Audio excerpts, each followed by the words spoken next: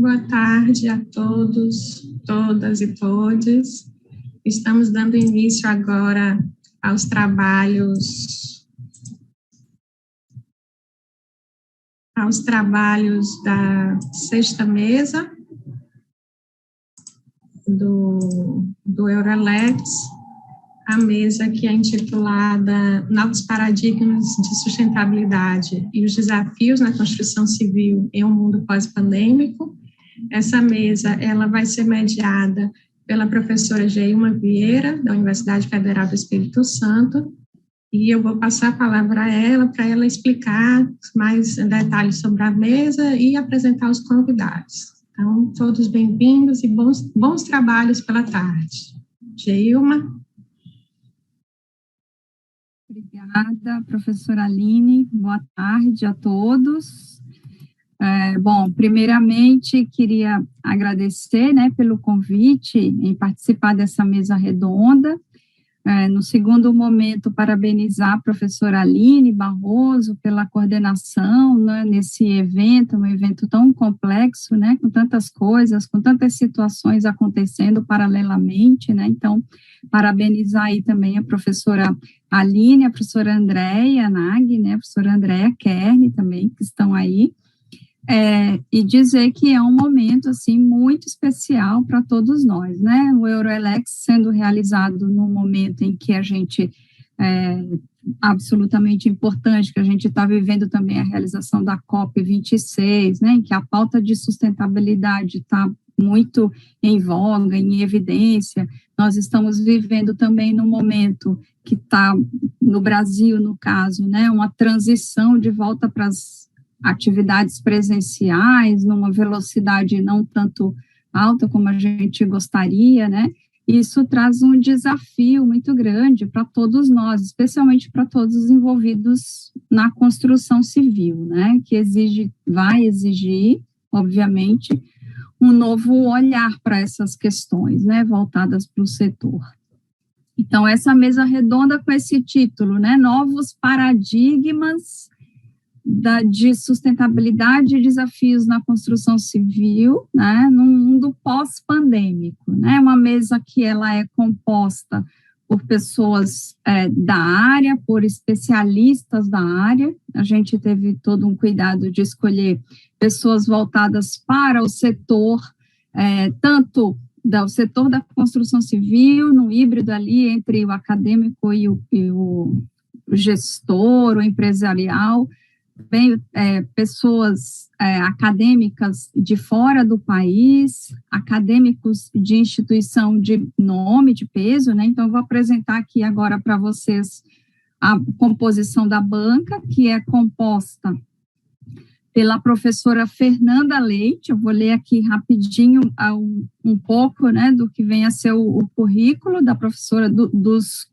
componentes dessa mesa redonda, A professora Fernanda Leite é PhD em Engenharia Civil e Ambiental pela Carnegie Mellon University, mestre em Engenharia pela Universidade Federal do Rio Grande do Sul, bacharel em Arquitetura e Urbanismo pela Universidade Federal do Ceará. A professora Fernanda Leite é professora associada no Departamento de Engenharia Civil e Ambiental da Universidade do Texas, em Austin, nos Estados Unidos. Atua principalmente nos seguintes temas: gerenciamento e economia da construção, engenharia computacional, simulação, Building Information Modeling, o BIM, inteligência artificial aplicada à construção civil, sistemas sustentáveis e economia circular. Em seguida, teremos a participação do professor Daniel Painussá, que é engenheiro civil, mestre e doutor em engenharia civil pela Universidade Federal do Rio Grande do Sul. Atualmente é professor adjunto do Departamento Interdisciplinar da URGS, CLN, nos cursos de Engenharia de Serviços e no Bacharelado Interdisciplinar em Ciência e Tecnologia, além de professor permanente do NORE e do PPGCI, que é o Programa de Pós-Graduação em Construção e Infraestrutura da URGS, E professor permanente do Programa de Pós-Graduação em Dinâmicas Regionais e Desenvolvimento. Tem experiência nas áreas de ensino, pesquisa e extensão em construção civil, com ênfase em materiais e componentes de construção. Em seguida, temos a participação do professor Cristóvão César Carneiro Cordeiro. É engenheiro civil, formado pela UFS, Universidade Estadual de Feira de Santana, e mestre em engenharia civil pela Universidade Federal Fluminense, no Rio de Janeiro. Também possui MBA em gerenciamento de projetos pela FGV. É professor assistente da Universidade Estadual de Feira de Santana desde 1998, atuando na área de qualidade, produtividade, planejamento de obras e tecnologias das construções. Atua há mais de 15 anos como consultor em empresas do mercado imobiliário, habitacional e comercial, em dezenas de obras no estado da Bahia, Pará, Amazonas, Ceará, Rio Grande do Sul e Rondônia, e empresas como Odebrecht, PDG, Prêmio, do Distrito Federal, L. Marqueso, MA Almeida, CSO e RC Carvalho. Atualmente, é gerente de qualidade e assistência técnica na Estação 1, Construções e Empreendimentos, atuando no mercado imobiliário de Feira de Santana desde 2012. Então, todos vocês terão aí 15 minutos para que possam apresentar, fazer as suas considerações, é um momento de muitas reflexões. Vamos iniciar, então, com a professora Fernanda Leite, que vai colocar aí as suas impressões, vai apresentar suas impressões, né, em termos internacionais, vai apresentar sobre as pesquisas que ela desenvolve em economia circular, etc. Então, professora Fernanda Leite, por gentileza, fique à vontade para fazer sua apresentação. E é com muito prazer que eu estou aqui com vocês hoje. Espero que vocês estejam vendo aqui minha tela. Deixa eu ver aqui se vocês estão vendo aqui a minha tela. E eu vou falar um pouquinho sobre a minha pesquisa aqui na Universidade do Texas, mas, assim, eu queria dar um contexto maior da minha pesquisa para vocês entenderem como essa pesquisa atual em sistemas sustentáveis se encaixa no meu programa geral de pesquisa, né, que eu me considero uma pesquisadora do ambiente construído, e a maioria das minhas pesquisas são na interface da engenharia com a computação.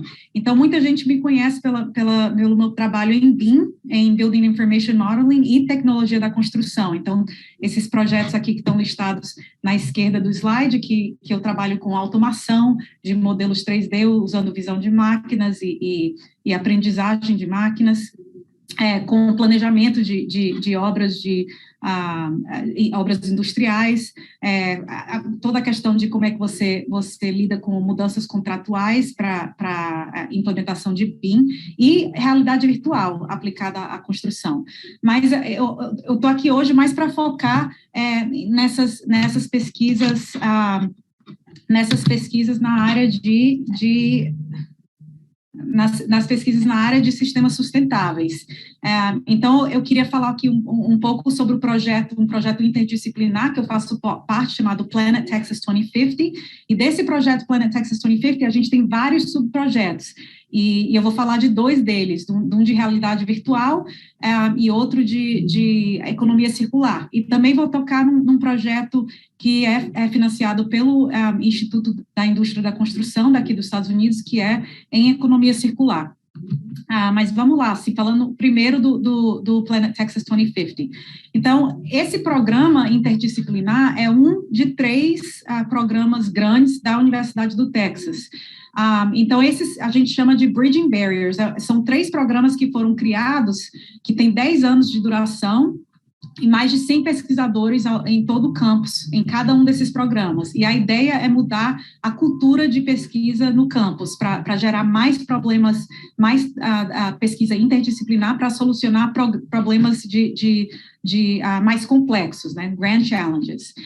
O programa que eu faço parte é o Planet Texas 2050, então a gente é focado em resiliência, então olhando o impacto de mudança climática e crescimento populacional nas nossas cidades.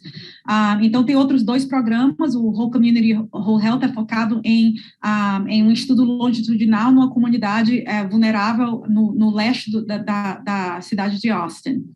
E o Good Systems é um programa focado em inteligência artificial ética.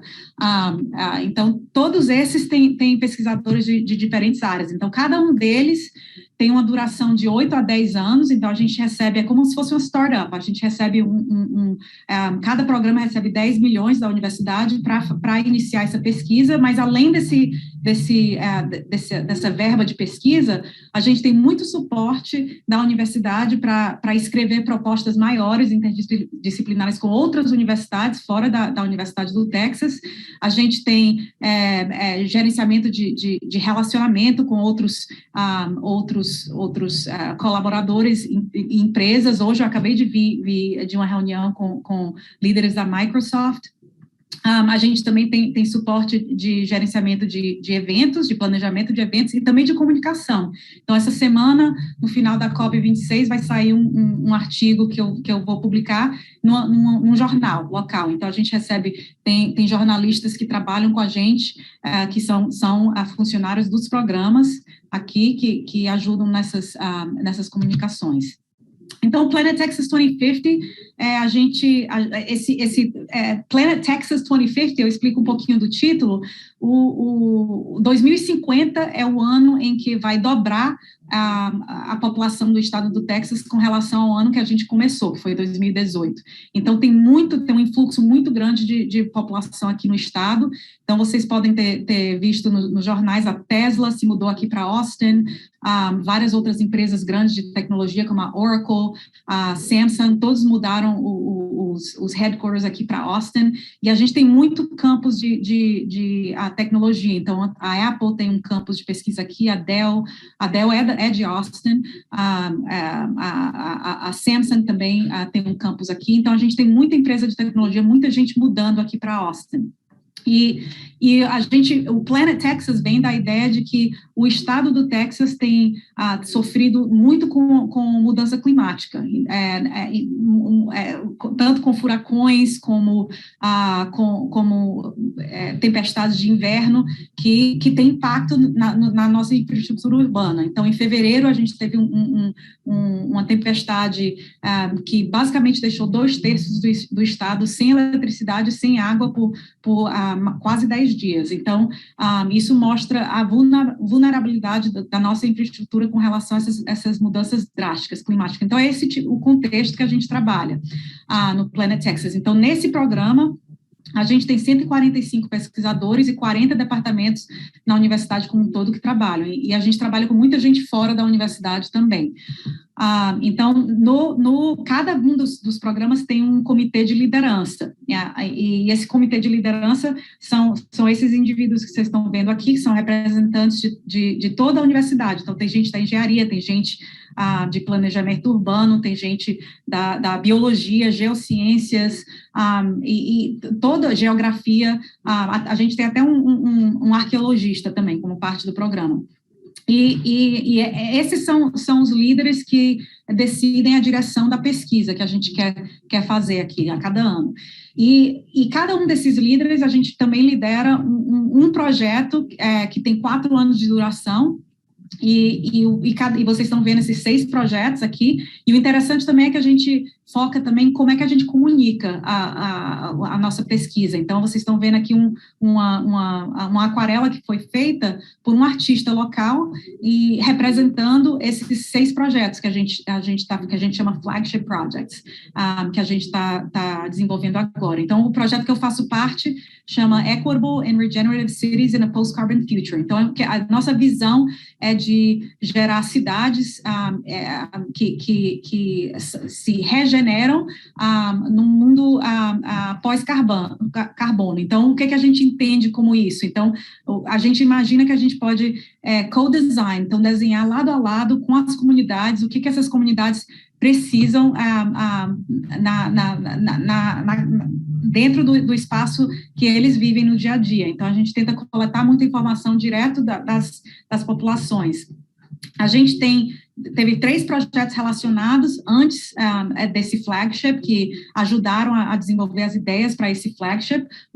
Chama Texas Metro Observatory, que a gente coletou informações de crescimento populacional e de demanda de água nas regiões metropolitanas do estado do Texas. Um segundo, que eu vou mostrar uma simulação aqui para vocês, que é um projeto de realidade virtual, que a gente usou os dados do Texas Metro Observatory para criar uma simulação interativa, e um projeto que agora está sendo financiado pela National Science Foundation, que é como se fosse o CNPq, o CAPS aí do Brasil, que a gente chama Climate Navigators, que a gente está treinando pessoas da população em geral para entrar com dados num sistema computacional para a gente melhorar a previsão de quando está acontecendo algum enchente, algum outro tipo de desastre natural num bairro.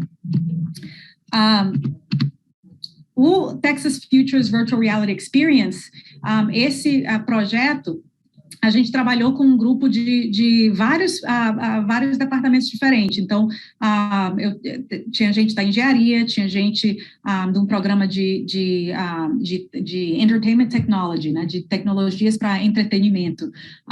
Teve o pessoal da Information School, da Escola de Informação. Então, todos nós trabalhamos juntos, e também do Centro de Supercomputação da Universidade do Texas, para gerar essa simulação. Então, a ideia é que você está dentro de um laboratório, e você pode aprender conceitos relacionados à sustentabilidade. Então, o objetivo é usar essa simulação aqui com crianças, né, de alfabetização ao 2º grau. Então, aqui a gente está ensinando o conceito de imperviousness, de solo impermeável. Então, a gente vê, assim, quais são os conceitos relacionados a solos impermeáveis.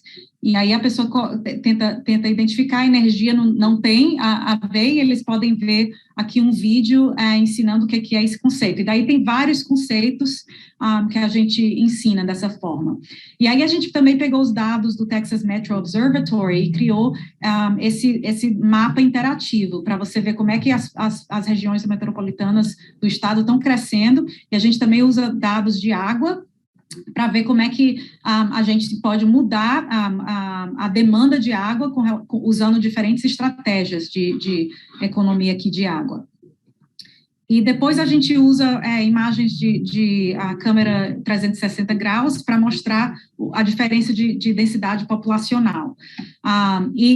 Tem vários papers que já saíram dessas pesquisas relacionadas à realidade virtual, mas eu acho que que eu acho bem bacana, que é esse foco de tentar comunicar a ciência para um público em geral, é um artigo que vai sair muito em breve no Science Journal for Kids. É uma revista que pega um artigo científico publicado num journal, no caso, pegou esse artigo aqui no canto superior da esquerda e traduz para crianças de ensino fundamental.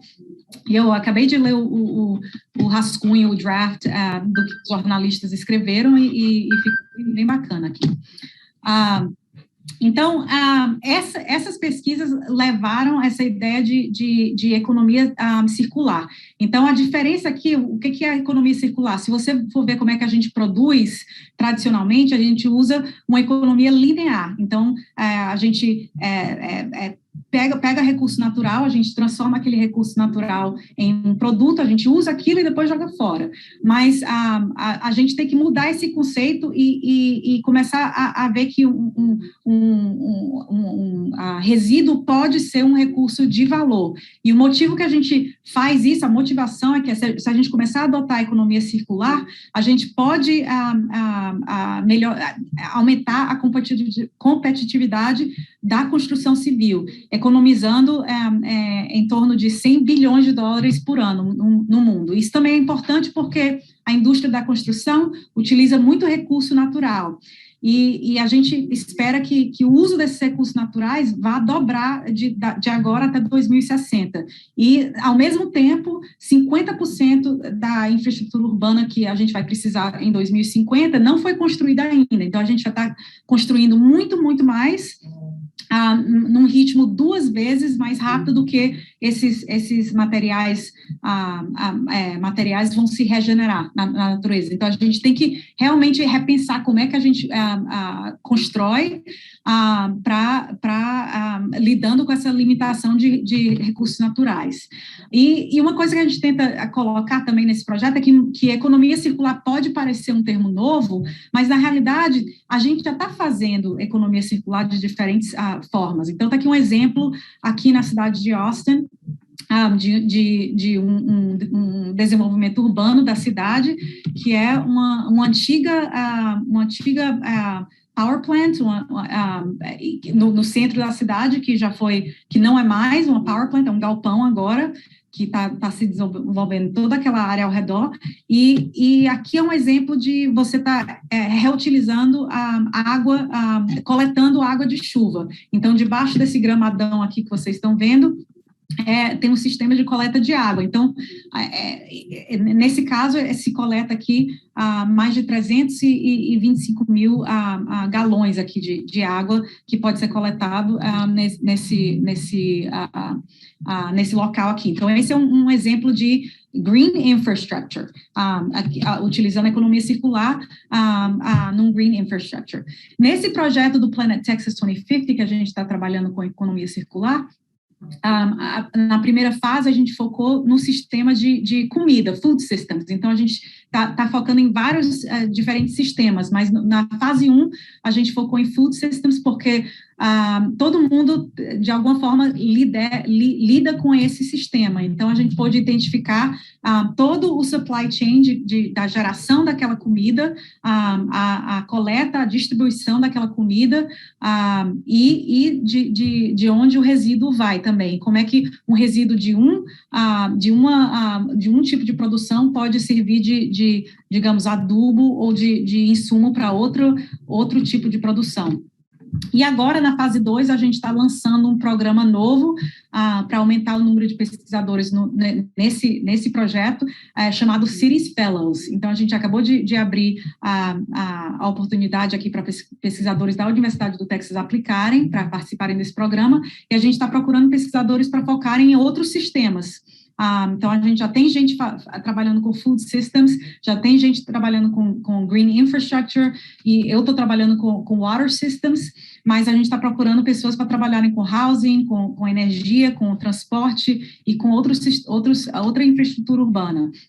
E daí, com isso, a gente quer trabalhar junto com a cidade de Austin para desenvolver conjuntamente, usando todos esses diferentes sistemas, a visão de economia circular dentro de um espaço chamado Resilience Hubs, que são espaços que a cidade quer construir em cada bairro, que quando tem algum evento, como um furacão ou outra tempestade que as pessoas vão ficar sem água, sem eletricidade, eles podem andar até esse espaço, e esse espaço vai ter acesso a todos esses sistemas urbanos para manter as pessoas, a cidade funcionando.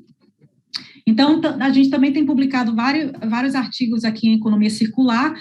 No projeto do CII, a gente tem focado mais em como é que a gente adapta esses conceitos de economia circular para a indústria da construção. Então, a gente fez esse paper aqui do canto superior da esquerda, é um global scan das tendências de empresas que já estão aplicando a economia circular no mundo como um todo.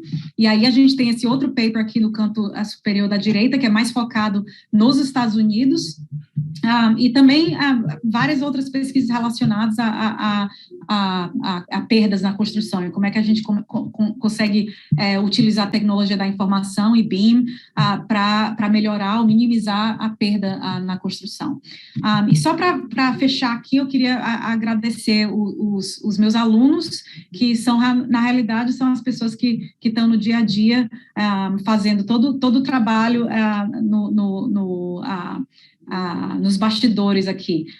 E essas pesquisas que eu falei aqui hoje são desses alunos que estão em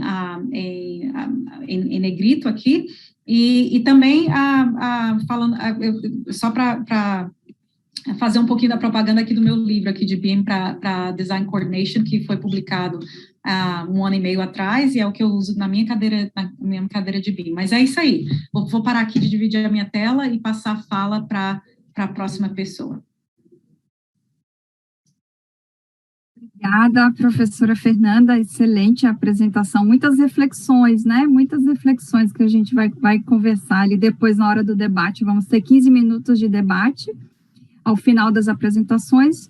Vou passar a palavra, então, agora ao professor Daniel, que eu vou compartilhar aqui a apresentação do professor Daniel. Por favor. Deixa eu ver aqui, Daniel.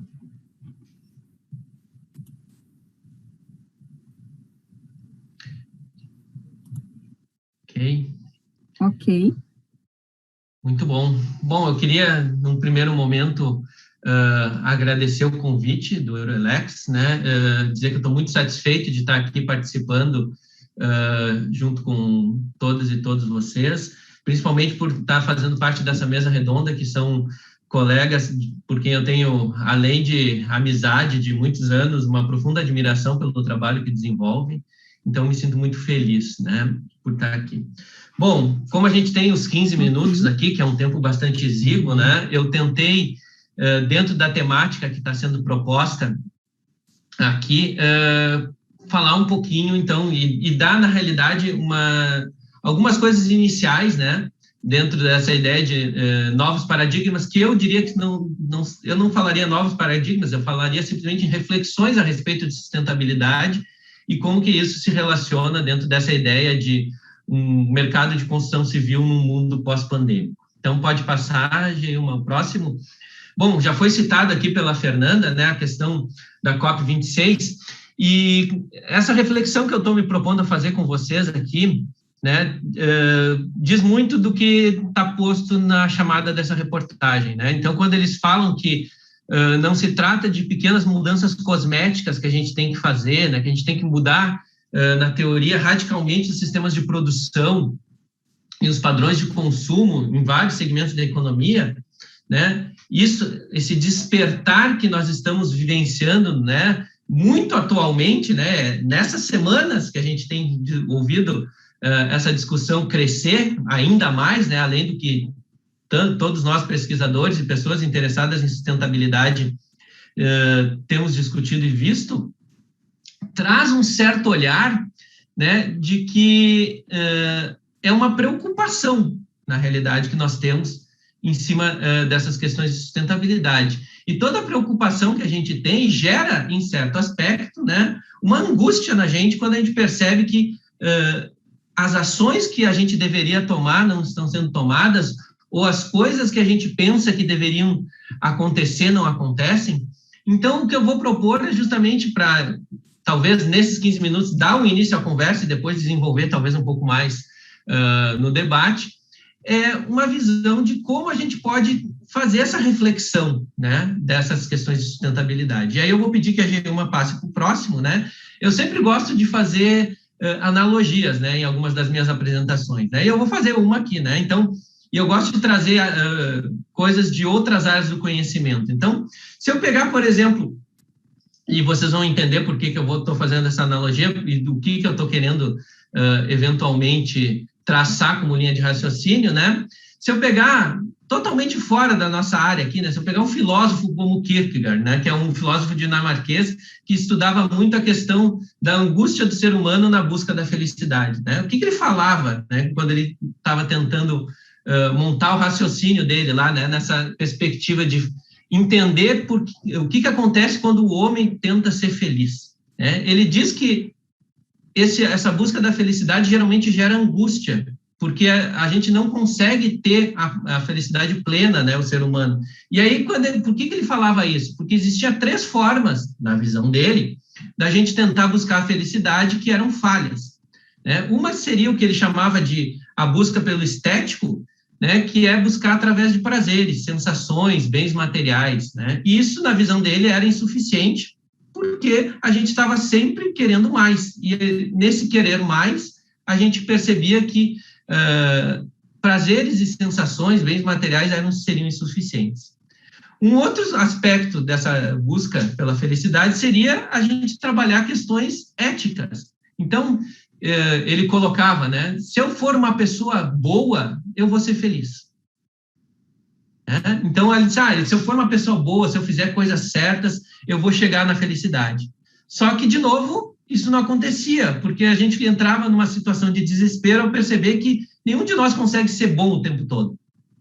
Em algum momento, a gente se coloca em situações ali, onde a gente se coloca num certo dilema moral, e isso nos gera uma certa angústia de como agir, de como fazer, e no final das contas, querer ser bom o tempo todo me gera angústia e não me gera felicidade.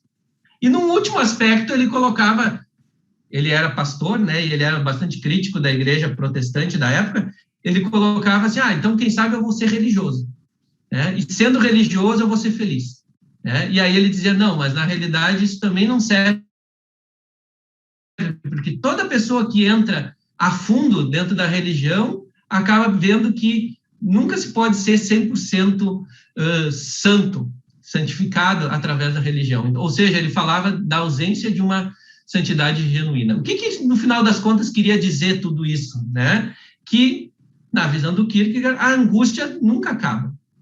E que a gente só vai ser plenamente feliz se a gente consegue perceber que, a partir dessa constatação que a angústia sempre vai estar presente na vida das pessoas, se a gente souber gerenciar isso, a gente vai conseguir, talvez, ser plenamente feliz. Aquilo que, para quem faz terapia, sabe, né, que é gerenciar nossas ansiedades, né, ou entender, né, as nossas ansiedades. E aí, se eu traçar, então, um paralelo entre as angústias de Kierkegaard e pode passar a Gilman, o que seriam as angústias de Pansar, no caso eu, né? Então, na busca da sustentabilidade. Então, se eu quero buscar, se eu percebo a necessidade, né, de tentar um mundo mais sustentável, eu vou tentar fazer isso através de diferentes formas de agir, de diferentes ações. O grande problema que a gente percebe no mundo atual, na sociedade atual, é que a gente também tem problemas para alcançar esse nosso ideal, essa nossa utopia, como a gente colocou a Fernanda em certos aspectos, de sustentabilidade. E aí eu diria, isso também, fazendo uma adaptação, tem uma certa questão de um certo capital estético, no sentido da gente tentar entender que a gente vive numa sociedade de consumo, e como já foi colocado, e como a gente trabalha muitas vezes, a gente tem que alterar um pouco essa ideia de sociedade de consumo nos patamares que a gente tem hoje. Mas o que a gente começa a perceber é que a gente pode até mudar esses patamares de consumo, mas a sociedade de consumo, num horizonte de curto, médio, às vezes, talvez até de longo prazo, não vai desaparecer. Ela pode mudar, ela pode diminuir, ela pode se reinventar, né? Mas talvez ela mude no longuíssimo prazo, né? No curto e no médio prazo, a gente tem uma sociedade de consumo que vai permanecer. E isso acaba gerando uma certa angústia da gente perceber isso, né? Da mesma forma, o que seria o ético lá do Kierkegaard, eu trago aqui como a limitação que a gente tem de certas ações individuais, assim, a gente pensar que a gente ter simplesmente a boa intenção é suficiente para gerar, né, um ciclo virtuoso, né? Não que elas não sejam importantes, né? Elas certamente são para a gente, né, para a gente criar certos tipos de ativismo, né, e despertar a discussão, mas elas, isoladamente, pura e simplesmente, não são as ferramentas suficientes, elas podem ser necessárias, porém não suficientes, para a gente chegar naquilo que a gente entende por sustentabilidade no seu sentido mais amplo. Então, a boa intenção não geraria necessariamente uma boa ação. E, por último, eu não vou falar da questão da religião, eu fiz uma adaptação aqui, eu coloquei instituições, né? As instituições públicas, privadas, os governos, né? Há uma ausência de interesses genuínos em trabalhar questões de sustentabilidade. Inclusive, eu acho que o Cristóvão, né, pelas conversas que a gente teve preliminares, vai abordar isso também na fala dele, então vou até deixar para ele explorar isso mais fortemente. Mas é isso também, né? As instituições geralmente trabalham questões de sustentabilidade por obrigação e não por um interesse genuíno em querer o desenvolvimento sustentável.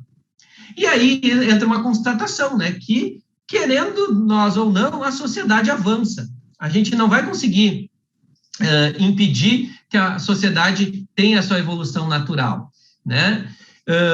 E aí, nesse patamar, vocês poderiam estar me dizendo, bom, então, Daniel, tu está querendo me dizer que não tem para onde ir, tu está querendo... Não, eu estou querendo dizer justamente que, a partir do momento que a gente entende que a sociedade avança, a gente tem como fazer com que ela avance da forma correta.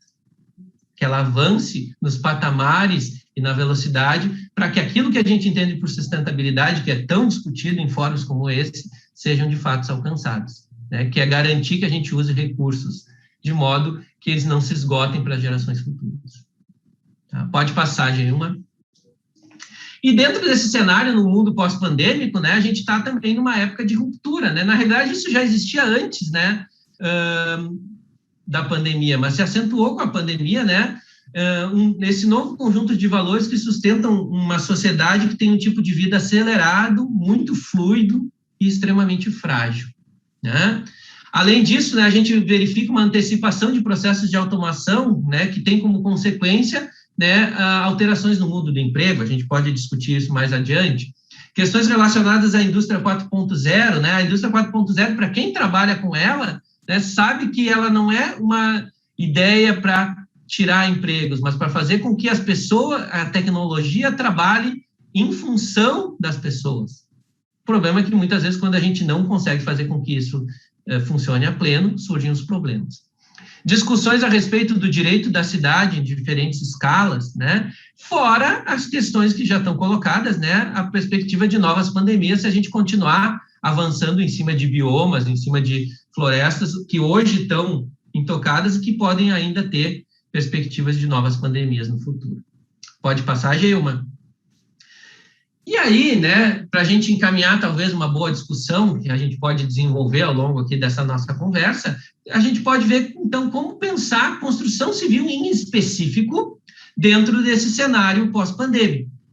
E aí eu proponho duas reflexões, uma no âmbito das cidades, né? Então, talvez a expectativa fosse trabalhar com aquilo que nós chamaríamos, né, talvez não vou entrar no mérito do nome e do conceito, mas vamos lá, cidades resilientes, né? Cidades que tivessem foco em novas relações sociais com os equipamentos urbanos e com o ambiente construído como um todo.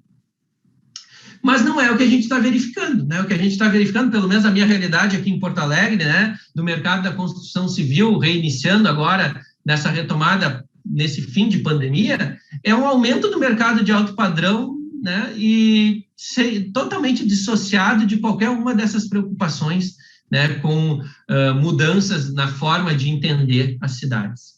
Né? Pode passar, Geilma.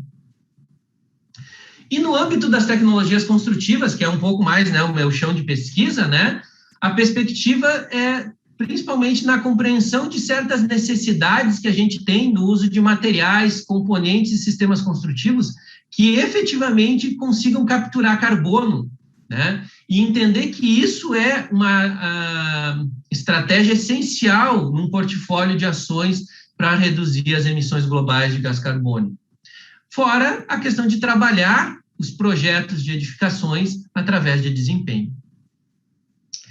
E a realidade inicial é que essas ações eventualmente até acontecem, mas elas são muito esparsas e pouco coordenadas, né?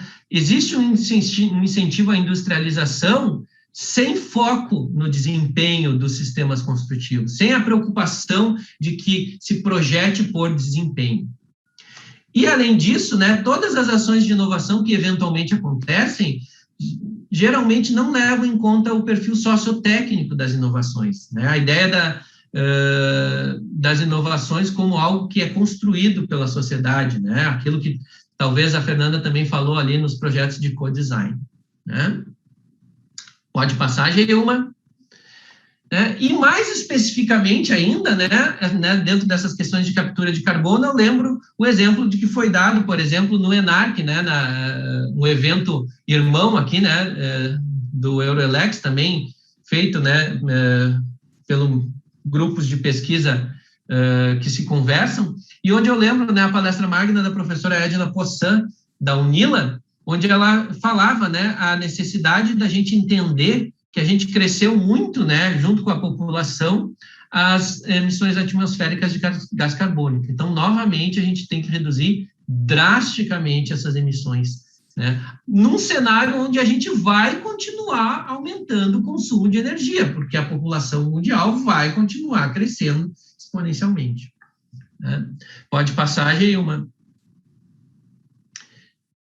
E, por último, né, para a gente encerrar talvez essa discussão, né, a gente pode pensar também e abrir uma discussão de construções com materiais alternativos, mesmo em grandes centros urbanos. A gente já está verificando isso em algumas situações, certos tipos de materiais que não eram originalmente pensados para construção e para incorporação, sendo cada vez mais incorporados, né, na ideia de projeto de edificações multifamiliares em grandes centros urbanos. Captura de carbono também em matrizes cimentícias, foi o objeto da palestra que eu citei anteriormente da professora Edna, da UNILA, e é cada vez mais objeto de pesquisa de grupos que trabalham com materiais e sistemas construtivos, como o que eu pertenço aqui na URGS. Então, por exemplo, a questão da carbonatação do concreto, que era algo danoso, e é algo danoso, por exemplo, para corrosão de armaduras. Quando a gente pensar para outros materiais cimentícios, como argamassas de revestimento, argamassas de assentamento, argamassas de contrapiso, eles têm, através da carbonatação, um grande potencial de captar carbono. Então, a carbonatação, que para uma estrutura de concreto é algo ruim, para outros sistemas pode ser, inclusive, benéfico, no sentido da gente captar carbono através do uso de matrizes cimentícias. Taxar carbono também, né, é importante, e para isso é importante a questão do uso de métricas, né, e com isso, eu vou inclusive encerrar, porque eu estou vendo que meu tempo já se esgotou, eu vou também lembrar outra coisa que o professor Vanderlei John, da USP, falou nesse último evento que eu participei, que eu concordo plenamente, que a gente precisa mudar a forma de construir, né, e isso é para ontem, né, mas que para isso a gente precisa de informações objetivas que orientem as atividades. Então, hoje a gente já tem um arcabouço de conhecimento bastante grande em ACV e em outras métricas, mas a gente precisa transportar essas métricas da academia para os projetos de construção civil, para que efetivamente a gente possa, dessa forma, criar essas métricas e fazer com que elas sejam orientativas dos processos de projeto. É isso que eu queria mostrar nesses 15 minutos que eu tinha, e talvez depois, então, durante a discussão e o debate, a gente possa abrir um pouco mais essa discussão. Mas quero novamente agradecer a oportunidade de estar aqui e agradecer a toda a coordenação do evento e parabenizar pelo evento. Obrigada, professor Daniel, maravilhosa apresentação, como sempre. Vou passar a palavra agora ao professor Cristóvão, que eu também vou fazer aqui a apresentação. Só um minuto, professor. À vontade.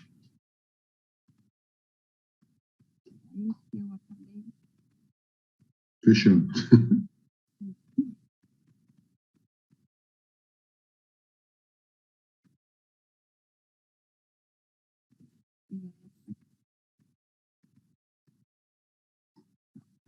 Vamos lá, compartilhar minha tela. Pronto, professor, fique à vontade. Bom,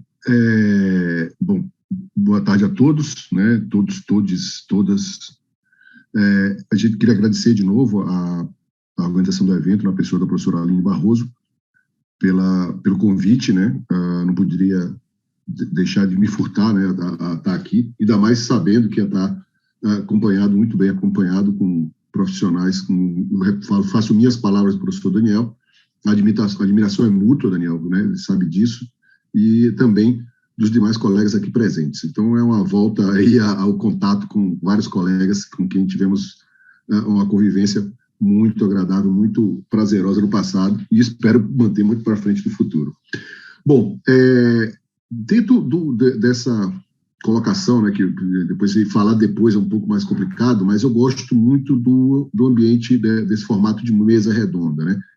a gente foge um pouco a uma ideia de uma apresentação mais fechada, e a gente tem uma flexibilidade para fazer coisas que talvez a gente não se propusesse quando se trata de uma apresentação de um trabalho acadêmico.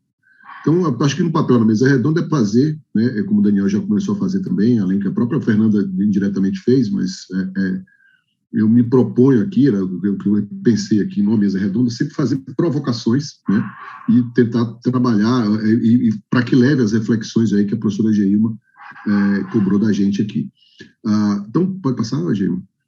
Então, a ideia, o foco, pelo menos, eu pensei aqui, bom, a ideia, no meu papel aqui, e dentro dessa mesa redonda, cada um tem um papel aqui, uma responsabilidade, e meu papel aqui passa a ser tirar um pouco até esse perfil do professor, né, como a Geilma gentilmente aí falou um pequeno currículo, fez um resumo da nossa história, mas a gente tirar um pouco esse papel aqui do professor e falar um pouco como gestor, né, como uma pessoa que está atuando no mercado há mais de 12 anos, e tentar ver como é que essa ótica chega dentro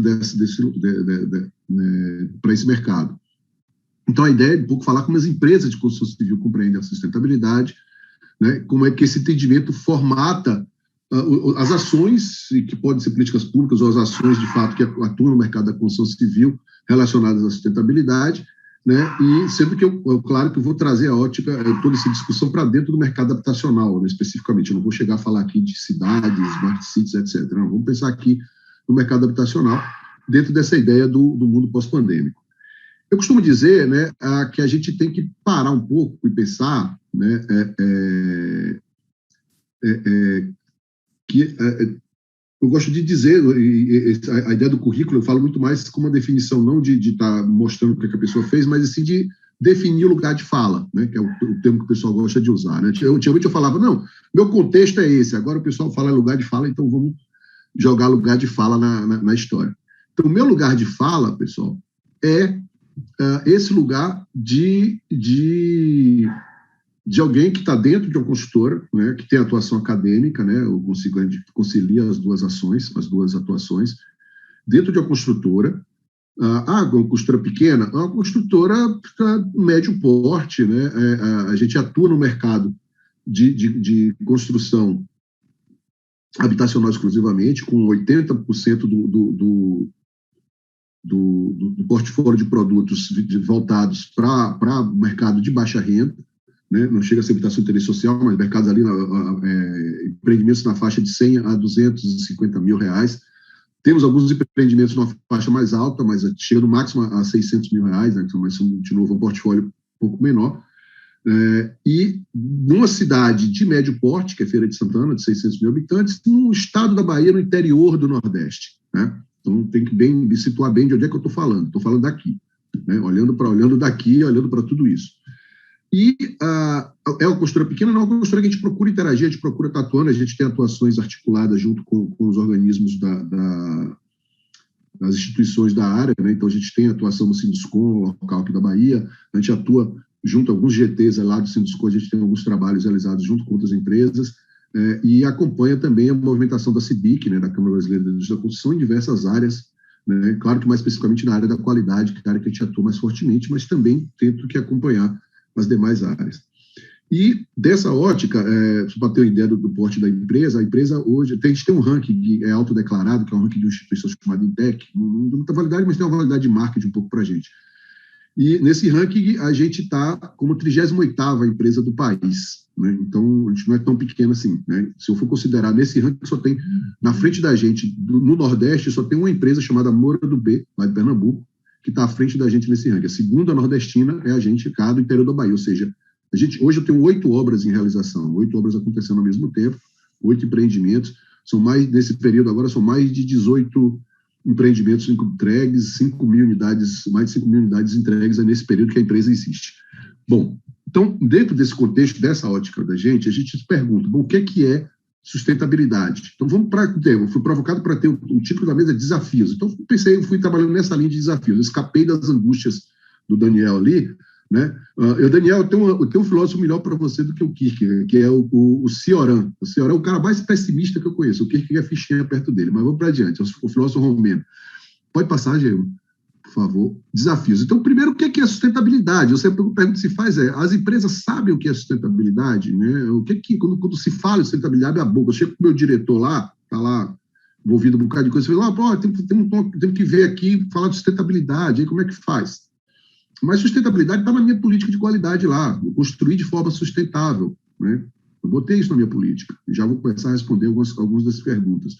E tem lá de forma sustentável. Então, o meu produto é sustentável, eu estava conversando com o meu diretor, nosso produto não é sustentável, mas a forma como eu construo tem algum grau de sustentabilidade. Por quê? Porque eu faço, sei lá, eu tenho o PGRS na minha obra, né? Um plano de gestão de resíduos sólidos e líquidos, eu tenho lá uma coleta seletiva, eu faço algumas açõezinhas ali, né, que são até legaisinhas e tal, mas é sustentabilidade? O que é? Então, a maioria das construtoras, gente, respondendo por isso, não sabem, né? Não sabem, como a gente discute aqui nesse nível.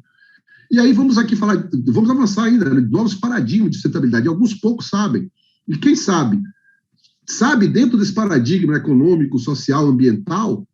Não, hoje o que a gente está trabalhando é a ideia não de econômico, social, ambiental que está aqui, mas tem um nome mais bonitinho para isso agora, que está sendo bem balado e bem vendido, que é chamado de ESG, né? Environmental, Social and Governance, com perdão do meu inglês péssimo para Fernanda aí, né? Mas o ESG, então, que entra ali, eu estou trocando esse econômico aí por governança, ou seja, os empresários, eles falam, né, de sustentabilidade empresarial, que seria a governança. Como é que é feita essa gestão? Então, mantenho lá a discussão ambiental, mantenho a discussão social, e vem essa sustentabilidade da empresa. Como é que a empresa atua nesse mercado de forma, com instrumentos de gestão, com instrumentos que podem vir a movimentar, e aí vem essa questão econômica, né, de que forma, porque, ou seja, todo o sistema, o Daniel falou que estou na sociedade de consumo, não, estou no sistema capitalista.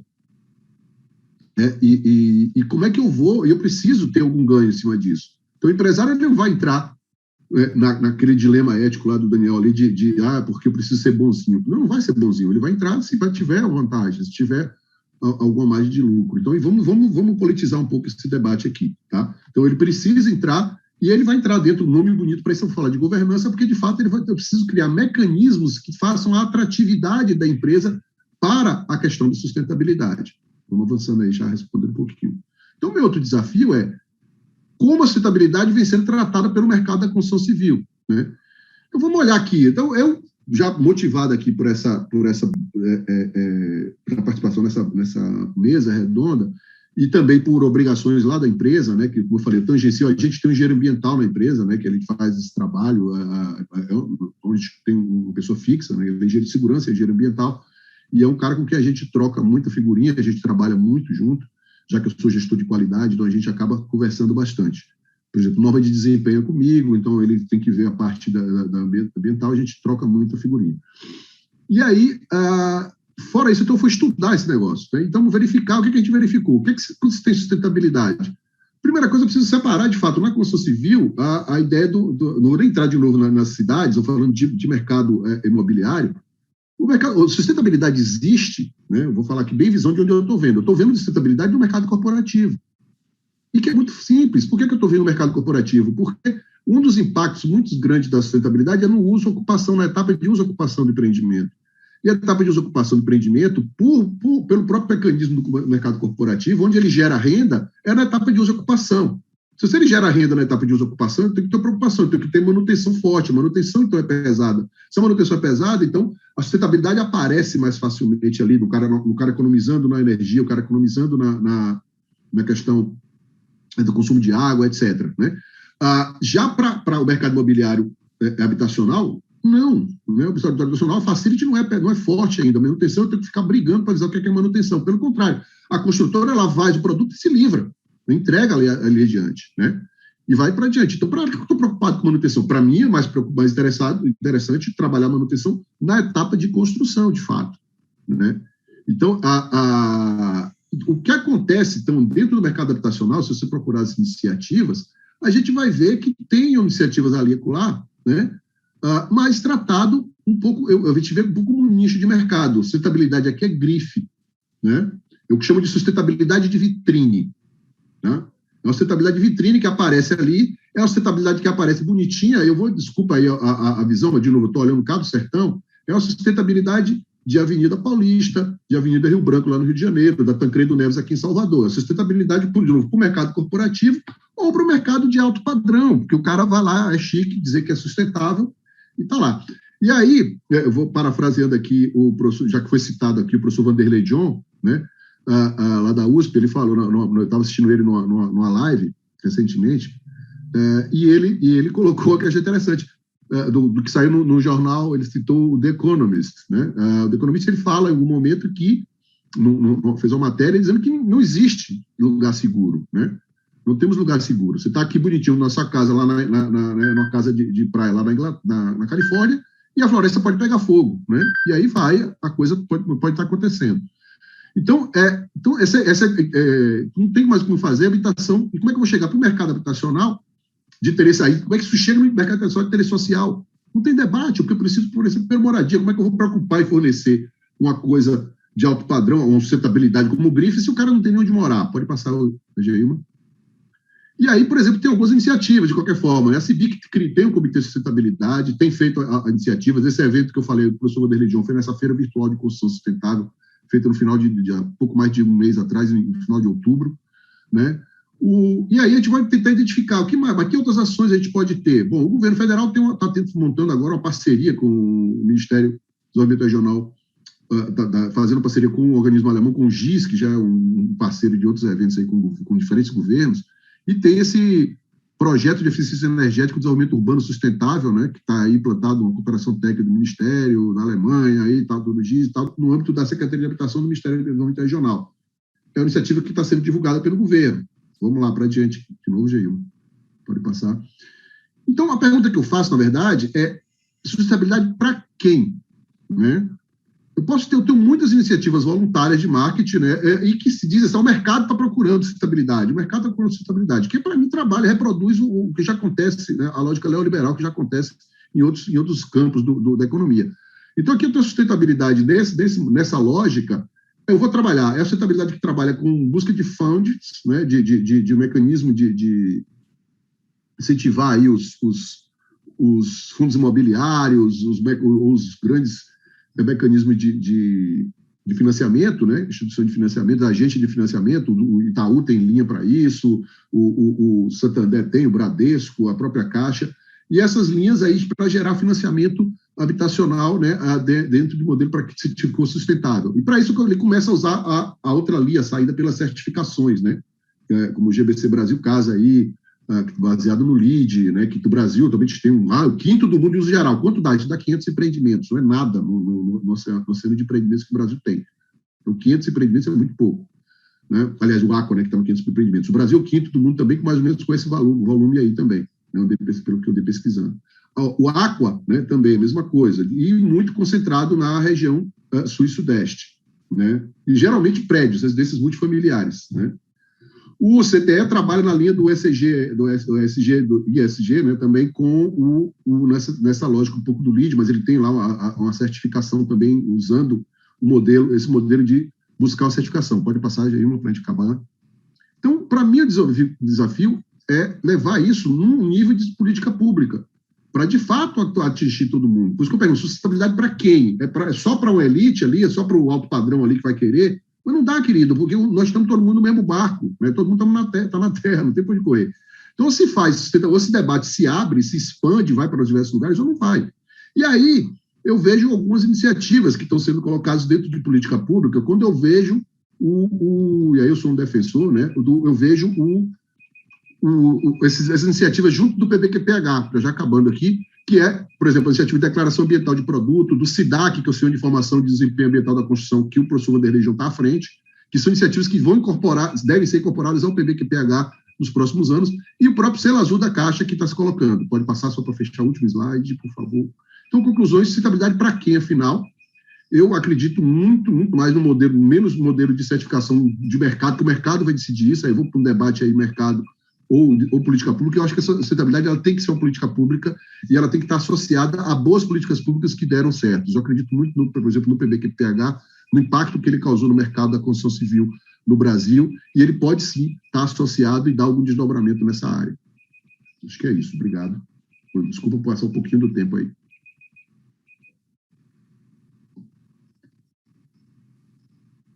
Não sei se atingiu aí o que eu queria. Atingiu, sim, professor, no tempo certo.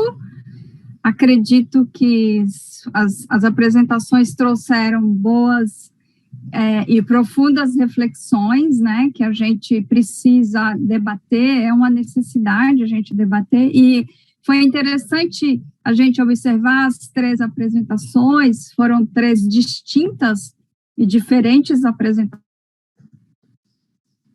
Uma fala sobre uma tecnologia no nível mais elevado, no nível de realidade aumentada, uma coisa de compatibilização de projetos, várias empresas, muitos milhões de dólares, etc., para criancinhas, que é o mais correto, que é para invocar as crianças já para esse sentido, para essa consciência ambiental, e aí já nasce a definição, o sentido de sustentabilidade, que foi na palestra lindíssima da professora Fernanda. Mostra as angústias da gente saber que existe essa preocupação, é real, é um fato, a preocupação, ela precisa existir, mas aí o que a gente está fazendo? E o outro a gente não sabe nem o que é sustentabilidade direito, né, que foi na palestra do professor Cristóvão. A gente não sabe nem o que é sustentabilidade, agora nós estamos aqui querendo discutir novos paradigmas de sustentabilidade, enquanto numa instância a gente mal sabe o que são os conceitos, os parâmetros de sustentabilidade, a gente já está aqui definindo novos paradigmas, então aí acaba indo para lugar nenhum, né, aí fica aquela confusão. Muitíssimo obrigada, foram 3 excelentes apresentações, nos colocaram, assim, em grandes reflexões, né, sustentabilidade para quê, novos desafios, quais são esses novos desafios, o que a gente está fazendo. Nós temos aqui algumas perguntas que eu vou deixar aqui para um momento, nós temos 15 minutos, temos aqui já algumas perguntas, mas eu vou começar, eu vou perguntar, vou fazer uma pergunta apenas, tá?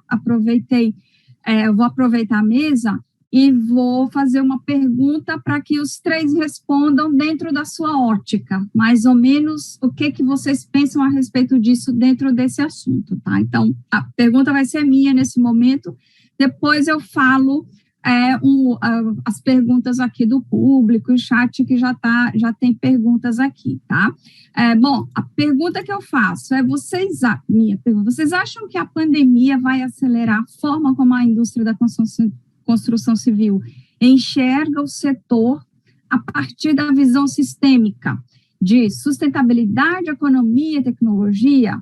Né? Ou seja, vai mudar sua filosofia de atuação e trabalho, levando em conta esses 3 pilares, né, de sustentabilidade, economia e tecnologia, com a implantação de novas tecnologias no canteiro de obras, vislumbrando uma economia a longo prazo e considerando a agenda de sustentabilidade, o que vocês acham? O que vai acontecer a partir de agora, com todos esses aspectos que vocês apresentaram aí agora, né?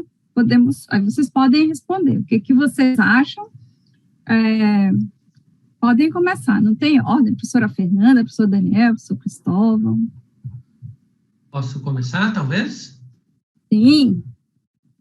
Eu vou dizer assim, respondendo objetivamente, tu perguntas assim, se a pandemia vai acelerar esse processo, né? Eu acho que não. Né? Assim, se eu pensar a pandemia como um indutor, né, de uma melhoria, de uma visão mais sistêmica de questões de tecnologia, sustentabilidade e economia, eu tendo a ter uma visão similar a que o Cristóvão coloca. Eu acho que, assim, as empresas, a indústria da construção civil, ela vai ainda continuar se baseando por uma visão ainda muito mais econômica. O que vai acontecer, eu acho, dentro desse contexto, e é o que a gente está observando, é que globalmente a sociedade, de uma forma geral, está caminhando para uma necessidade premente da gente mudar certos paradigmas que a gente tem de ideias de concepção de cidade, de concepção de edificação, de concepção de se colocar do ser humano dentro do planeta, que vai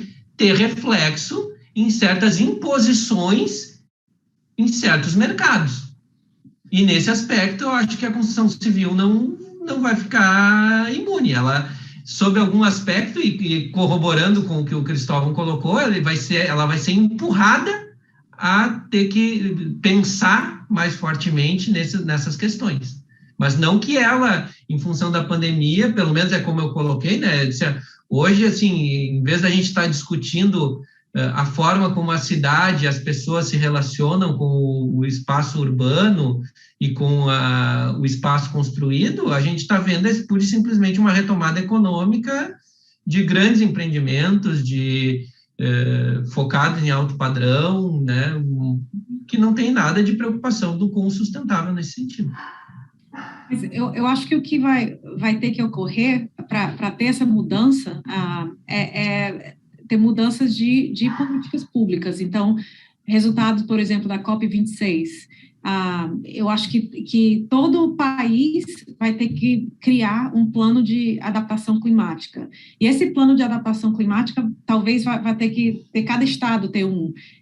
Ou dependendo do país, se for mais a nível federal, pode ser um país ter um plano de adaptação climática, mas esse plano é que vai ter que colocar as diretrizes do que as empresas vão ter que fazer.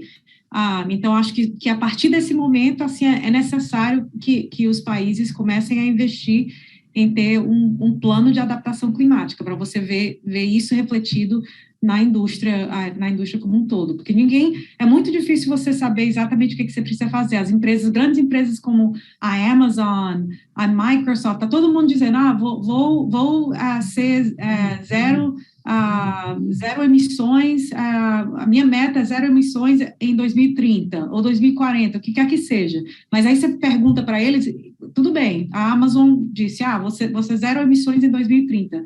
E como é que você vai fazer isso? Aí, no momento, a resposta é, não tenho a menor ideia, só sei que a gente vai fazer. Então, tem que ter um plano de como é que você vai fazer isso. Então, acho que uma das formas, a economia circular, o jeito que eu gosto de definir, é uma sustentabilidade implementável. Então, é uma forma de você medir e ter um impacto nessas metas, né? Mas eu acho que tem que vir da política pública. Só reforçando, né, e é bom que não foi combinado isso aí, né, mas assim, ainda que a gente já tinha feito alguma discussão pontual, mas realmente eu não consigo visualizar, né, e eu vi algumas apresentações ao longo desse período aí, nesses últimos, não dentro do evento do Eurelex, mas em outros eventos, e nessa linha, muito de, vamos trabalhar com funding, vamos buscar o financiamento. A Europa tem um trabalho interessante de levantamento disso. Dados, a Fernanda tocou no ponto fundamental, eu não tenho dados, né? É por isso que eu acho, aí eu fiquei animado, assim, a única palestra que me deixou animado foi realmente o SIDAC, que acho que a Andrea Kern vai falar um pouco mais na próxima mesa. Eu preciso de informações, eu preciso gerar informações, a gente não tem esses dados aqui para a nossa construção civil, até para tomar decisão qualquer, e até para estabelecer essa política pública. Essa política pública, quando é que vai acontecer? E eu gostei muito de uma frase do Anderley, quando ele fala que nesse momento eu tenho que ser simples. Ele, o professor da Federal de Santa Catarina, também que eu esqueci o nome, e da Federal do Paraná, aliás. E ele falando que é melhor ter um edifício com algum grau de sustentabilidade que não tem nada, eu prefiro que tenha algum grau de sustentabilidade, minimamente. Agora, não dá para eu já querer tudo de vez que eu não vou conseguir. Tá? Então, eu não sei se a pandemia, eu concordo com o Daniel, por que a pandemia pode ter causado? A pandemia causou a redução um pouco, acho que um valezinho ali nessa emissão de carbono, né? Que o pessoal deixou o carro em casa, trabalhou um pouquinho mais, aí deu uma aliviada ali. As praias de Salvador ficaram bonitas, ali voltei a ver o verde lá na praia de Salvador, a gente conseguiu ver alguma coisa, né, no mar. Mas, assim, de fato, não tem. Assim, de novo, falando na realidade da construtora, a construtora só vai implementar. Eu estou fazendo estudo de selo azul de implantação lá na empresa, do selo azul da Caixa. Por quê? Porque a Caixa é meu principal agente financiador. E a Caixa está me cobrando que eu posso fazer isso em 2 e 3 empreendimentos. Teve um empreendimento que a gente ia conseguir o selo Silver no empreendimento, não consegui porque faltou ter um item lá de instalação de gás que a gente não tinha. Porque alguém previu lá que tem que ter instalação de gás controlada e tal. Sim, aqui só tem botijão, estou no sertão da Bahia, não tem instalação de gás colocada. Agora dá para dizer que tem alguns bairros aqui, tem, mas o bairro que a gente tinha não tinha, um bairro de baixa renda. É botijão de gás, que o empreendimento todo bonitinho, todo arrumado, não tem esse item, zero. Zero, acabou, não pode ter selo azul nesse empreendimento. paciência, né? Vamos ver como é que pode ser feito. Então, assim, eu vou ter que adaptar muito ao contexto, muita política, e voltando de novo, em relação a esse pós-pandemia, não sei se isso vai avançar. Eu acredito muito em iniciativas que sejam com políticas públicas que forcem, de fato, a empresa a fazer alguma coisa. Se não for forçando, e aí eu volto o que eu defendi na apresentação. Eu acho que o PBQPH é a melhor iniciativa disso, né? A gente atingiu 3 mil empresas no pico, o PBQPH chegou a pegar 3 mil empresas no Brasil todo, e ele tem um desenho democrático, né? Ele tem empresas com PBQPH no Brasil todo. Não é uma coisa que está concentrada, né? Por exemplo, as certificações estão concentradas no sul e sudeste do Brasil. Reproduz a desigualdade. Então é bem complicado isso. Interessante, né, professor Cristóvão, quando você aborda todos esses aspectos. Não, muita gente pode estar pensando assim, não, vocês estão com um aspecto, com um olhar um pouco pessimista sobre a coisa, é que na realidade não é, na realidade é um olhar realista, né, da coisa do que está acontecendo, né, então são muitos aspectos que precisam ser envolvidos, e eu vou colocar aqui um ponto da apresentação do professor Cristóvão, quando ele fala como é que a sustentabilidade vem sendo tratada na construção civil, no setor da construção civil, e ele aborda um aspecto que é relacionado a isso. Não importa a forma como a gente está construindo, é a forma como a gente está usando as edificações, e nesse aspecto a manutenção, ela tem um peso forte, porque ao longo de toda a vida útil, ela tem um peso forte para a sustentabilidade, a gente precisa olhar para isso, né? E aproveitando essa fala, já tem discussão aqui no chat, e algumas perguntas foram feitas, né? Então, aspecto de manutenção é algo que precisa ser considerado, é um parâmetro significativo, é uma variável significativa nessa análise, né, de sustentabilidade, até de avaliação do ciclo de vida, entre outros, né? Então, tem algumas perguntas aqui que eu vou deixar já para vocês, foi feita no chat, né, no canal do YouTube, que está sendo transmitido, do Gustavo, né, do Gustavo Rocha, que está perguntando se já trabalharam, já pesquisaram com o OpenMind, né, que é um software de manutenção, que faz todo o trabalho de manutenção e tudo a ver, porque a gente vai ter que usar, vai ter que implementar a plataforma BIM nos nossos projetos, seja no projeto de manutenção preventiva, preditiva, corretiva, na elaboração de projeto em si. O que vocês acham? O que vocês falam sobre esse aspecto de manutenção? Pergunta para os três. Né? Assim, a pesquisa que eu tenho feito com relação à manutenção é mais com relação a manutenção preventiva ou predictive, né, de você tentar prever quais são as falhas que vão ocorrer, utilizando dados, né? Então, se a gente fizer uma análise estatística do passado, talvez a gente possa criar modelos do que vai ocorrer no futuro, em edificações similares. Mas nesse caso, a gente utiliza modelagem estatística para criar esses modelos, e isso é com base de análise nesse caso, a gente trabalha com a base de dados militar daqui dos Estados Unidos, com dados das bases deles, que eles coletam muitas informações há várias décadas, então a gente pode utilizar esses dados para olhar para frente. Mas integrando com o modelo BIM, acho que aqui no país a gente utiliza muito COBE, que é uma norma de troca de informação para uso e operação, que é Construction Operations Building Information Exchange, que basicamente é como você exporta dados relacionados à manutenção de um modelo BIM. Mas tem muitas empresas, startups, tentando entrar nesse mercado de você utilizar o BIM no uso e operação. Eu acho que é aí que está a grande área que você pode se beneficiar do BIM, porque a gente usa muito o BIM no projeto e na construção, mas isso aí são poucos anos no ciclo de vida da edificação, que são muitas e muitas décadas. Então, na realidade, quando você pode tirar o proveito mesmo do BIM, no uso e operação. E é por isso que eu tenho trabalhado no projeto que eu chamo Living BIM, que é tentando lidar com esse problema de como é que você mantém esse modelo atualizado ao longo do ciclo de vida, que a edificação é como um organismo vivo, você vai mudando ao longo das décadas, você tem muitas reformas que acontecem, mudanças que acontecem, mas como é que a gente mantém aquilo atualizado, sem a necessidade de um ser humano estar lá abrindo o arquivo Revit para modificar a geometria, como é que a gente faz isso automaticamente? E daí, se a gente tiver esse modelo atualizado, aí a gente pode fazer manutenção de forma mais eficaz no futuro. Mas vou deixar o Daniel e o Cristóvão complementar. Posso falar aqui rapidinho, Geilma? Vou interpelar o Daniel aqui. A gente já tinha conversado com o Fernando isso uma vez, né, Fernanda, sobre esse modelo, achei bem interessante. Eu estou atuando num setor, quando assumi a questão de gestão da qualidade da empresa, o pessoal me passou a assistência técnica, exatamente meio como de propósito. Olha, para tu não errar na qualidade, tu tem que apertar na qualidade para tu não ter dor de cabeça na assistência técnica. E a gente fica com o empreendimento na mão. Eu brinco os engenheiros exatamente nesse aspecto, que os engenheiros fazem a obra em 2 anos, eu fico com a obra na minha mão 5 anos. Né? Hoje eu tenho, se eu estou enganado, 13 ou 14 empreendimentos em fase de garantia, onde a gente tem lá, tem uma equipe de manutenção, tudo tem que dar manutenção, tem que dar assistência técnica, tem que explicar basicamente essa diferença lá da norma de desempenho, que é manutenção, que é assistência técnica, e gera um passivo jurídico para a empresa. Tem sido, talvez seja um caminho bem interessante, porque eu estou participando de muitas reuniões dentro do Sinduscom, relativas aos vícios construtivos, à indústria de vícios construtivos. Tem tido muitas ações, a Caixa, só na Bahia, a Caixa tem 52 mil ações, só na Bahia, contra a Caixa, reclamando eles não entram contra as construtoras, eles entram contra a Caixa, os advogados.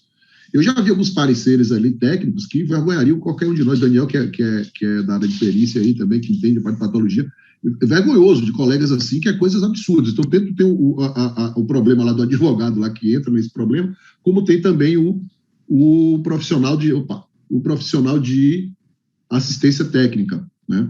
O engenheiro, porque faz essa perícia. Então, eu acho que, de fato, é uma área que é interessante, que a gente pode levantar essa discussão, pode ser um caminho para a gente trabalhar essa discussão de sustentabilidade, porque tem sido sensível para as construtoras, sim, com toda essa implicação que tem tido esse debate das manifestações patológicas, ainda no período de garantia, e a norma de desempenho entrou bem pesado com isso também. Então, acho que tem que associar uma coisa a outra. Muito rapidamente, e tentando complementar, né, eu acho que a questão da manutenção predial e da gestão da manutenção é um assunto extremamente amplo, né? Mas dentro do contexto do nosso debate aqui, eu acho que ele está vinculado, né? Todas essas questões relacionadas a perspectivas de gestão de manutenção estão vinculadas a uma análise de ciclo de vida, né, das edificações, como foi posto já também pelos colegas.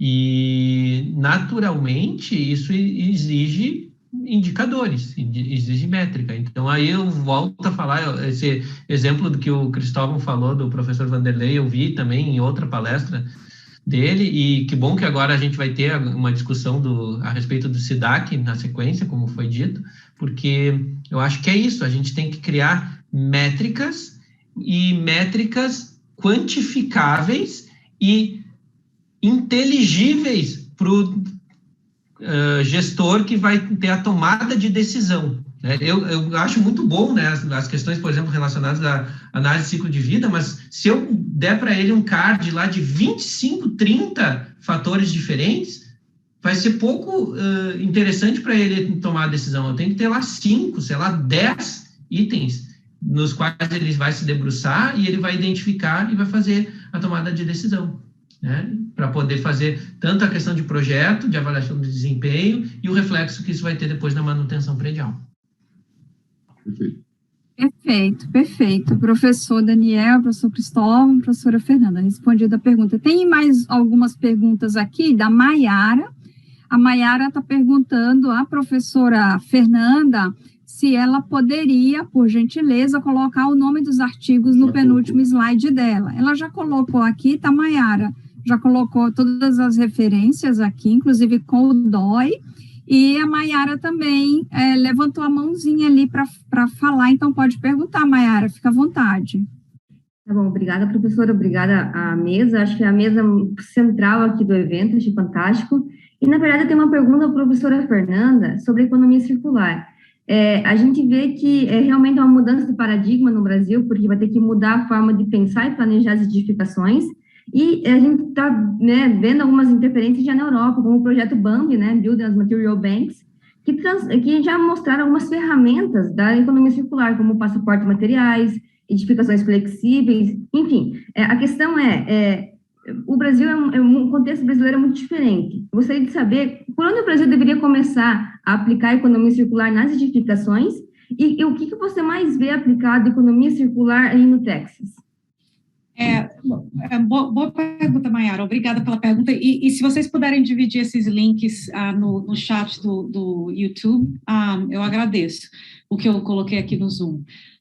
Mas, respondendo à tua pergunta, eu acho que se você olhar tudo que é possível em economia circular, é muita coisa. Então, ao invés de você achar assim, nunca vou chegar lá porque é muita coisa, é muito complexo, eu acho que num dos papers que a gente fez, uma análise global, fez um global scan de como é que as empresas no ambiente construído estão utilizando a economia circular, você vai ver que tem diferentes aplicações. Então, tem as empresas, empresas maiores e mais antigas que estão utilizando mais os processos mais como de reciclagem de materiais, que são coisas mais fáceis de você iniciar. E aí, as empresas menores que têm mais flexibilidade de você adaptar, estão fazendo coisas mais inovadoras, como a Materials Passport, por exemplo, Materials Bank. Então, eu acho que todo mundo tem que começar de alguma forma. Eu acho que a gente estava falando anteriormente aqui sobre começar fazer uma coisa simples, iniciar é melhor do que não fazer nada. Então, eu acho que o importante é você, e é o que a gente está vendo também nas empresas aqui no estado do Texas, é que muita gente está fazendo alguma coisa, e eles nem sabem que é economia circular. Então, por exemplo, você reciclar materiais, eles fazem porque é parte da certificação de edificações sustentáveis LEED aqui. Então, eles reciclam materiais, mas é também um conceito relacionado à economia circular. Então, o que a gente está tentando fazer no projeto do CIA é educar a indústria da construção daqui dos Estados Unidos, que eles já estão fazendo economia circular. E o que eles estão fazendo de economia circular? E para mostrar para eles, então, o que pode ser o próximo passo. E a gente está coletando uma série de ferramentas, esse trabalho vai ser publicado ano que vem, mas como parte do trabalho a gente está coletando uma série de ferramentas e desenvolvendo um guia para as empresas daqui, que eles podem avaliar onde é que eles estão hoje e como é que eles podem continuar seguindo na jornada de economia circular, de adaptação para a economia circular na empresa. Então, tem toda a questão de você entender onde é que você está hoje e qual é a sua meta. E a partir da sua meta, então, desenvolver um plano para que você consiga chegar onde você queira chegar. Mas cada empresa vai ter que criar a sua meta. Eu acho que vai ser difícil você mudar de uma vez, da noite para o dia. Então, acho que é importante começar pequeno, criar uma meta e daí tentar ir aumentando essa meta à medida que você for atingindo sucesso. Mas tem muito exemplo de empresas que já estão fazendo um pouquinho hoje. E eu acho que isso está incentivando as empresas a pensar, isso é economia circular, não sabia. Então, bacana, bom saber. Então, vamos tentar outra coisa também. Então, isso também motiva as empresas a tentarem outros processos também relacionados à economia circular. Mas esse projeto, acho que vai ter todo esse guia de como é que as empresas podem começar a implementar a economia circular. E vai sair ano que vem, em agosto do ano que vem. E é o projeto do CIA. Perfeito, então. Obrigada, professora Fernanda, pela resposta aí da pergunta da Mayara. Tudo passa pela educação, né? Para você ver como são as coisas. A gente precisa educar em diferentes níveis. A gente precisa educar os nossos alunos enquanto a gente está formando os engenheiros e arquitetos, e a gente precisa ficar em constante formação educacional quem já está na ponta do processo, porque tem gente, como a professora Fernanda falou, tem gente que está fazendo, mas não sabe que aquilo ali é economia circular. E isso tudo passa pela educação, isso aí não temos a menor dúvida, né? Daí a importância dessa interação, academia, empresa, academia, gestores, como é que a gente lida com essa comunicação, isso faz parte do processo, isso é fundamental no processo, esse nível de comunicação, essa interação, para que tudo se desenvolva da melhor forma possível, né? Bom, aí eu não estou conseguindo ter acesso aí a outras perguntas, não sei se mais alguém tem perguntas para fazer. Professora Aline, se nós temos tempo aqui, porque se eu posso já fazer o fechamento. E, bom... Não tem mais perguntas no chat, não, Geilma. Mas vocês ainda têm aí uns minutinhos. Se você quiser fazer mais uma rodada, fique à vontade. Aqui... Pergunta que não falta. Aquela que a gente combinou, cadê, Geilma? Você lembra que a gente combinou aquela pergunta? Eu já fiz. Aquela outra, não. Era aquela você mudou, então, eu não me lembro. Tem, né? Bom, eu preciso falar aqui que a gente estava fazendo todo um nível de organização aqui e tal, né? Aí a gente se diverte na organização, né?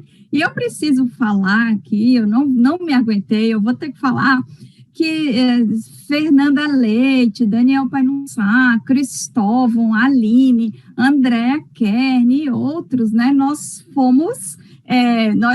somos produtos, né, de muita interação, de muito estudo, de muito alinhamento, numa época ali, todos nós somos contemporâneos, né, estudantes do NORI, de pós-graduação, então a gente tem toda uma liberdade, além de termos a companhia de profissionais gabaritados, competentíssimos, de expertise, de conhecimento dentro da sua área, a gente tem também uma grande amizade, né? E isso é que é o mais legal, que é bonito de se ver, que a gente construiu uma amizade muito forte, a gente levou desde aquela época, nem sei quanto tempo faz isso, mas para mim parece que foi ontem, né?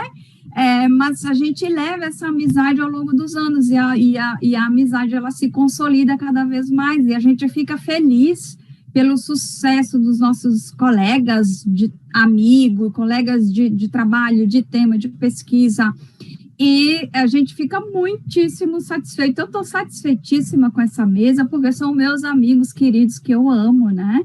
Professora André Kern levantou a mão para falar. Pode falar, professora. Duas as minhas palavras. Eu quero só agradecer o Cristóvão, o Daniel e a Fernanda por já fazer propaganda da próxima mesa.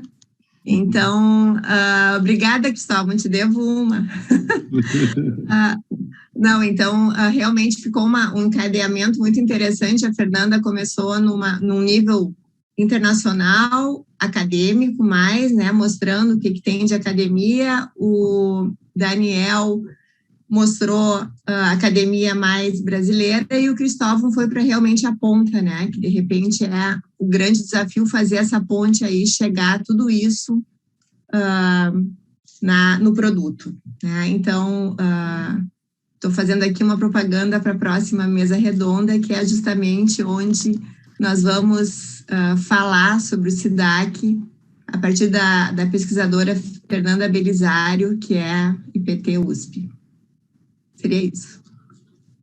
Eu queria usar o momento aqui para agradecer ao convite, agradecer a Geilma, a Aline, o Daniel, Cristóvão, André, pela oportunidade de estar aqui e ter essa conversa com vocês. Para mim é um grande prazer estar aqui dividindo esse momento aqui com vocês. Eu quero agradecer também, então aproveitar e dizer mais do que isso, assim, além de tudo que já foi falado, não vou ser repetitivo também de dizer que é uma satisfação, dar um olhar, assim, de quem um dia já foi estudante e esteve assistindo, né, os nossos mestres, e hoje alguns deles nossos colegas ainda, né, que, assim, esses momentos, assim, para mim, o que eu digo são os momentos emblemáticos da academia, assim, e das pessoas que se dispõem a pensar a respeito de uma determinada área do conhecimento. Então, assim, é extremamente importante, assim, eu acho que a gente tem uma obrigação moral de quando a gente vem para cá, né, de servir um pouco de inspiração para todos aqueles que estão vindo atrás da gente. Então, assim, da gente mostrar para eles o que a gente está pensando, né, em cima do que nos foi ensinado a pensar e em cima daquilo que eles vão pensar a partir do que eles se desenvolverem, então, enquanto indivíduos, enquanto pesquisadores, enquanto profissionais. Então, acho que uma das missões de momentos de debate como esse é essa também, e eu fico muito satisfeito de poder fazer parte. Obrigado. Quem fica por último sobra também. Não vou tudo isso que vocês disseram, né? Tudo isso que vocês falaram, reproduz. Tem gente aqui que é um tempão que eu não via. Outros a pandemia aproximou, né? No meu caso especificamente, a pandemia acabou aproximando, alguns eu via mantendo algum contato, mas a pandemia com esse tal de grupinho de WhatsApp, isso acabou trazendo a gente para bem mais próximo, né? Hoje em dia a gente conseguiu reunir várias vezes aqui, fizemos até reuniões, né, virtuais, né? A Fernanda Geima sabe disso aí. Até São João virtual rolou aqui nesse negócio, mas a gente é importante ter esse contato, manter esse contato e tentar, né, fazer esse dublê que a gente tenta fazer aqui, né, exatamente estar um pé na academia, um pé no mercado, atuando, verificando essas demandas, como essas demandas são enxergadas pelo mercado. Eu costumo dizer, Geima, eu não sou pessimista, não, eu vou usar, não vou longe de filósofo, não, vou buscar o filósofo nordestino, que é o grande Ariano Suassuna. O Ariano Suassuna, ele dizia que ele era um pessimista, um pessimista esperançoso. É o meu caso, tá? Eu acho que a gente aqui tentou ser pessimista no sentido de se colocar mesmo, dar um pouco da realidade, né? De não ter, desculpa, assim, de não acreditar em certas, piamente, não, isso aqui vai resolver por aqui. Não, existem várias formas. Agora, eu acho a minha esperança, e aí eu volto a insistir no caso específico aqui da mesa, né, que acho que, de fato, esse debate, todo debate que vem, que vai preceder depois, cá na ponta tem que ser entendido, tem que chegar. E para chegar, eu não vejo como não chegar se não for através de políticas públicas que, de fato, façam isso aparecer de forma bem explícita, né? Então, a minha esperança está nessas políticas públicas e que se espere que não se perca, que dê tempo ainda de fazer políticas públicas nesse país, né? Nesse momento, espero que a partir dos próximos anos aí, a gente consiga fazer isso de uma forma mais explícita e retomar esse caminho que a gente perdeu em algum lugar. Mas a gente possa conseguir fazer ciência também, né? E seguir, né, nessa esperança aí, embora sabendo que todas as iniciativas são válidas, né? Eu falei aqui, mas todas as iniciativas são válidas, as empresas, o fundo, tudo isso aí tem como aparecer as certificações, tudo isso eu acho que é importante. E eu estou doido para assistir a próxima mesa lá, porque eu quero aprender mais sobre o SIDAC, até porque eu sei que isso vai bater vai bater aqui na empresa, porque a gente vai estar envolvido, a gente tem certificação PBQPH, a gente tem certificações 9000, quem sabe tem certificação ISO 14000, não sei. Vamos para adiante, a gente tem que buscar aí, ver o que vai acontecer daqui para frente. Obrigado, muito, muito, muito prazer, muito feliz de ter estado esse momento aqui com vocês. Ótimo. Perfeito, então. E, sem mais perguntas, sem mais delongas, eu agradeço a participação de todos, professora Fernanda Leite, a partir dos Estados Unidos, ou desde os Estados Unidos, professor Daniel Painussá, do Rio Grande do Sul, professor Cristóvão César, da Bahia, e eu encerro aqui do Espírito Santo para fechar essa mesa redonda tão rica, né, de conhecimentos, tão rica de reflexões que a gente precisa, e vamos agora passar para a próxima etapa, que é a mesa redonda aí, que será comandada pela professora Andréa Kern, tá? Agradeço pela participação de todos e fico à disposição aí para qualquer situação. Professora Aline, eu passo, então, a sua coordenação, tá? E agora eu não sei o que eu faço aqui agora. Se eu fico aqui,